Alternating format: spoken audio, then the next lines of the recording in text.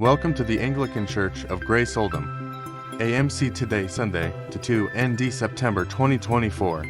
Our sermon is O God Strengthen My Hand. Have you ever felt a tug on your heart? A call to do something big? Something that seems impossible? That's how Nehemiah felt. He was a cupbearer to the king, living comfortably in a foreign land. But his heart ached for Jerusalem, his homeland, which lay in ruins. The walls of Jerusalem, once strong and mighty, were broken down. The gates, once symbols of security, were burned with fire. The people, God's chosen people, were vulnerable and discouraged. Nehemiah could have ignored the plight of his people. He could have chosen comfort over calling, but he didn't. Nehemiah's heart was stirred with compassion. He mourned for Jerusalem. He prayed for God's guidance, and he dared to ask the king for permission to return and rebuild. What stirred in Nehemiah's heart? It was the same heart of God, a heart that aches for restoration, for healing, for his people to rise up in strength and unity. It's the same heart that beats within each of us, urging us to be part of something bigger than ourselves. Nehemiah's journey wasn't easy. As soon as he began rebuilding the wall, opposition rose like a formidable wall itself. Sanballat, Tobiah and Geshem, men of influence and power, scoffed at Nehemiah's efforts. They mocked him, they threatened him, they conspired to stop him. These weren't just physical obstacles, they were spiritual attacks aimed at discouraging Nehemiah and the people working alongside him. The enemies knew that a broken wall represented a broken spirit, and they wanted to keep God's people defeated. How often do we face our own Sanballats and Tobiahs? How often do doubts whisper in our ears, telling us to give up, that our dreams are too big, the obstacles too many? The enemy wants us to believe we are alone, that our efforts are futile, but Nehemiah's story reminds us we are never alone in our battles. Despite the constant opposition, Nehemiah refused to be distracted. He kept his eyes fixed on the task at hand, rebuilding the wall brick by brick. He knew that every stone laid was a step closer to victory, a step closer to restoring God's glory. He didn't engage in arguments or power struggles. He didn't allow the enemy's taunts to derail his mission. Nehemiah's focus was unwavering, his commitment resolute. He understood that dwelling on negativity only gives it power. Instead, he poured his energy into the work that God had called him to do.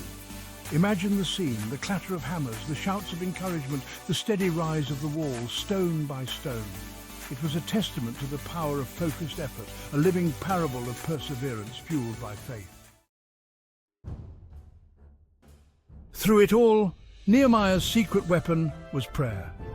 He took his burdens, his fears, and his frustrations directly to God. And in the face of overwhelming odds, he uttered a simple yet powerful prayer, "O God, strengthen my hands." This wasn't just a plea for physical strength, it was a cry for divine intervention. Nehemiah recognized his limitations.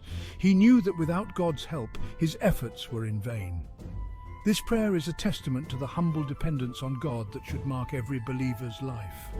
When we face our own seemingly insurmountable walls, we too can pray for strength. Strength to persevere, strength to resist temptation, strength to overcome fear. Section 5. Our walls today. What walls are we called to rebuild today? They may not be made of stone and mortar, but they are just as real, just as daunting. We may face walls of fear, walls of doubt, walls of addiction, or walls of broken relationships. Perhaps you're facing a mountain of medical bills, a job loss, or the pain of a broken heart. Maybe you're struggling with a wayward child or battling an illness. Whatever wall stands before you, remember Nehemiah's story. Remember his unwavering faith, his refusal to be deterred by opposition. Section 6, Facing Giants, Finding Courage. Like Nehemiah, we are not defined by our obstacles, but by how we respond to them. We can choose to cower in fear or rise in faith. We can allow the giants in our lives to intimidate us, or we can face them head-on, armed with the strength that comes from God. Remember, the same God who empowered Nehemiah to rebuild a physical wall is the same God who promises to strengthen us in our times of need. He is the same yesterday, today, and forever. The Apostle Paul reminds us in Romans chapter 8, verse 37, that we are more than conquerors through him who loved us. We are overcomers, not because of our own strength, but because of the power that resides within us, the power of the Holy Spirit. This power is available to us today, just as it was available to Nehemiah. It's the power to overcome any obstacle, to break down any wall, to rise above any challenge. When we surrender our lives to God, we become part of something much bigger than ourselves. We become co-laborers with Christ, working alongside him to rebuild broken walls in our own lives and the lives of others. He is the master builder, and we are his instruments. He provides the blueprint, the strength, and the resources.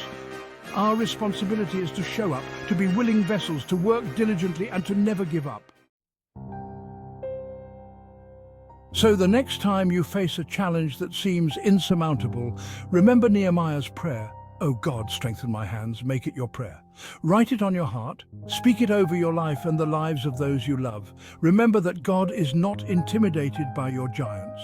He is not overwhelmed by your circumstances. He is bigger than any wall you face, and he promises to be your strength when you feel weak, your courage when you feel afraid, and your hope when you feel like giving up.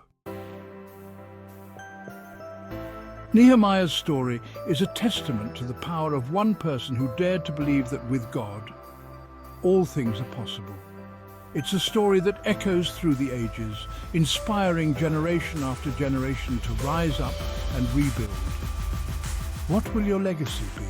Will you be known for your faith, your perseverance, your willingness to answer God's call, even when it's difficult? Choose today to be a rebuilder, a restorer, a beacon of hope in a world that desperately needs it. Remember, the God who strengthened Nehemiah's hands is ready and waiting to strengthen yours.